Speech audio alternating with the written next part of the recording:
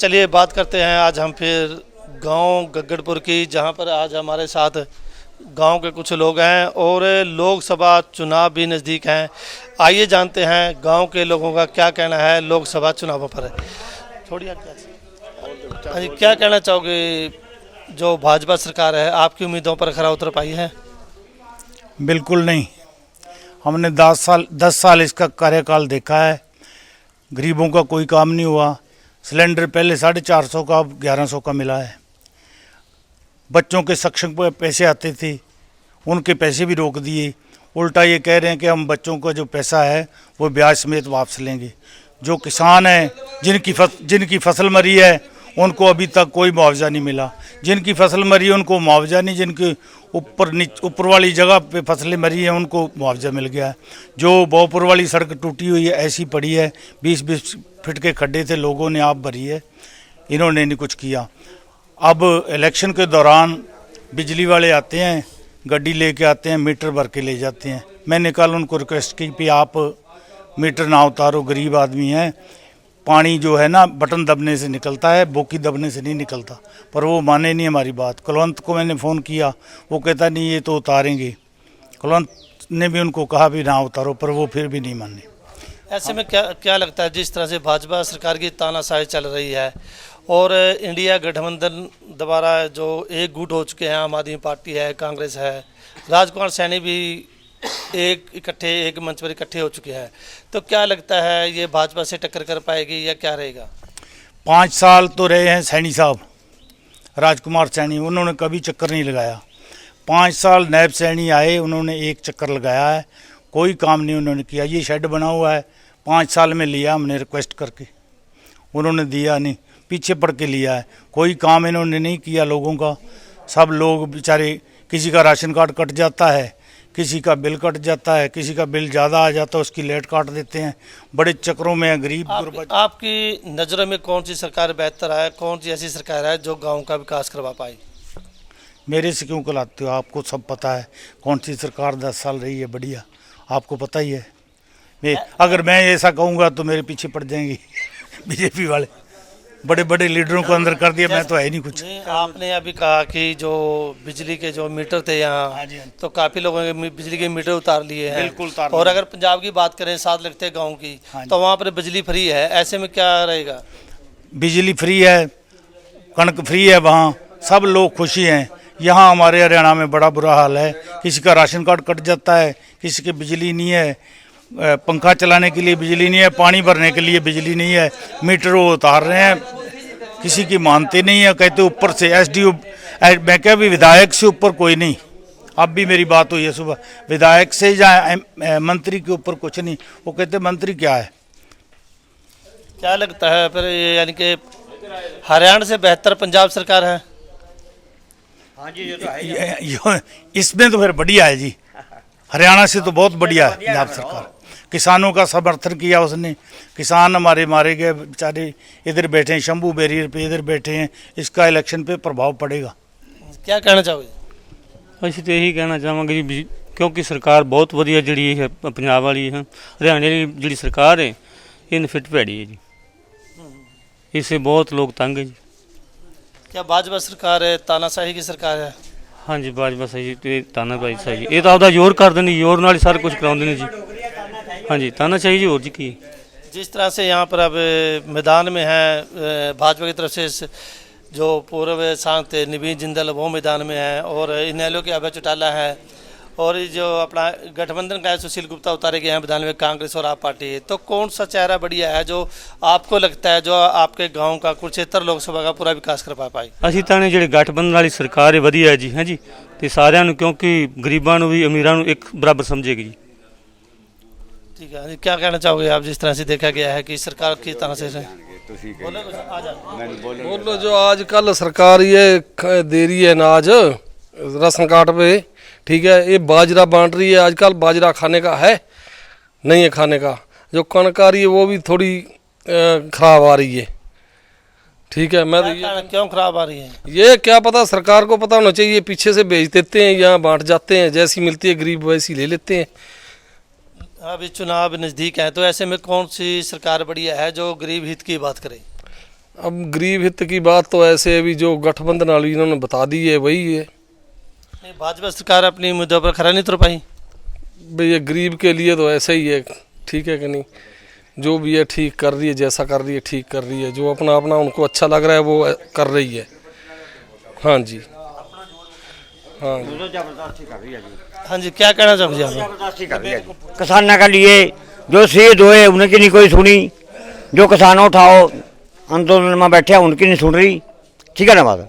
जिनके मर गए या तो सरकार का मरा बराबर, फिर उसने पता लगा भी कैसे बंदा मरा, अपनी जान दिया ना जब फिर पता लगा। यानी कि भाजपा सरकार अपनी उम्मीदवार पर खरा उतर गई। हमारे लिए कुछ नहीं है जी, बिल्कुल बेकार।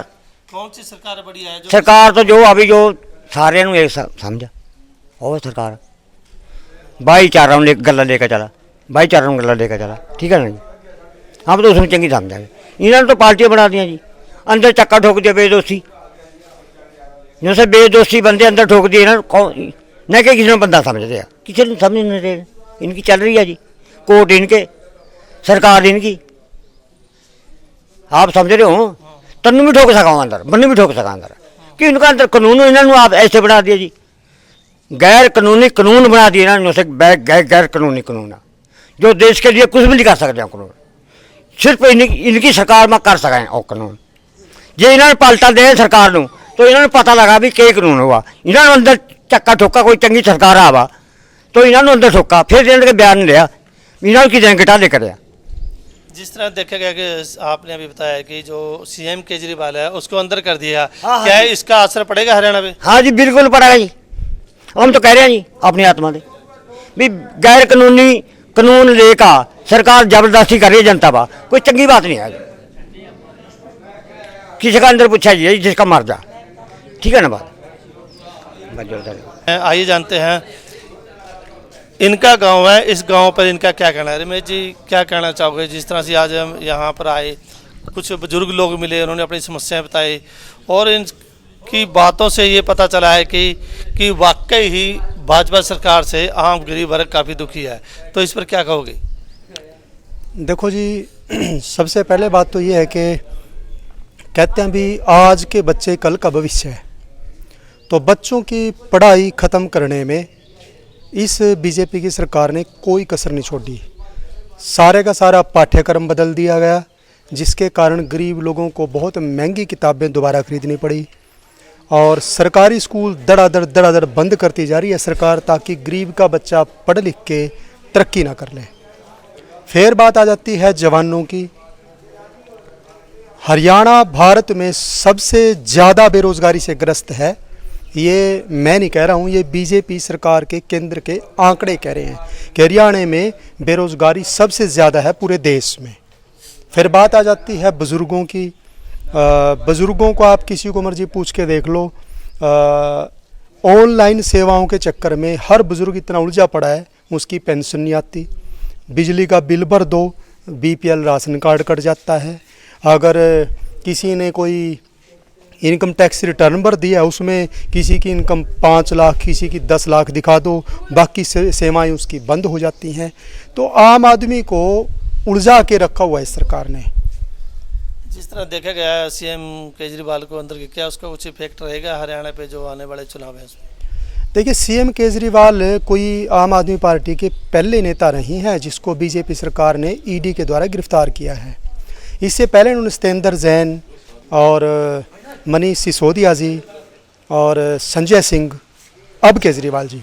तो अगर आप जितनी कोर्टों के आदेश अब तक इन सब नेताओं के संबंध में आते रहे हैं, आज तक किसी कोर्ट के किसी भी फैसले में ये नहीं लिखा हुआ है आया अब तक सामने कि किसी भी नेता के खिलाफ पुलिस ने या ईडी ने कोई भी सबूत कोर्ट में पेश किया हो। यहाँ तक कि कोर्ट उल्टा ये पूछती रही है ईडी से भी आप ये पकड़ के ले आए, आपने चार्जशीट दायर कर दी, इसमें सबूत कहाँ है? आपका केस तो 2 मिनट भी नहीं टिकेगा। लेकिन सब जानते हैं भी कोर्ट भी बीजेपी की तानाशाही के दबाव में है। मैं एडवोकेट हूँ और मैं रिकॉर्ड के आधार पे बात बोलता हूँ कि कोर्ट डरा हुआ है। रमेश जी, जिस तरह देखेगा कि कुरुक्षेत्र लोकसभा जो सीट है उस पर भाजपा ने पूर्व सांसद हैं शांति जिंदल जो समाज सेवी पहले रह चुके हैं और अच्छी खास वैल्यू उसके काफ़ी लोग चाहते भी हैं। और भाजपा सरकार ने, मोदी ने खुद बयान भी आया था कि उसने कोयला घोटाले में 1 नंबर पे किया है, लेकिन उसको ही टिकट में पार्टी ने मैदान में उतारा है। इस पर क्या कहोगे?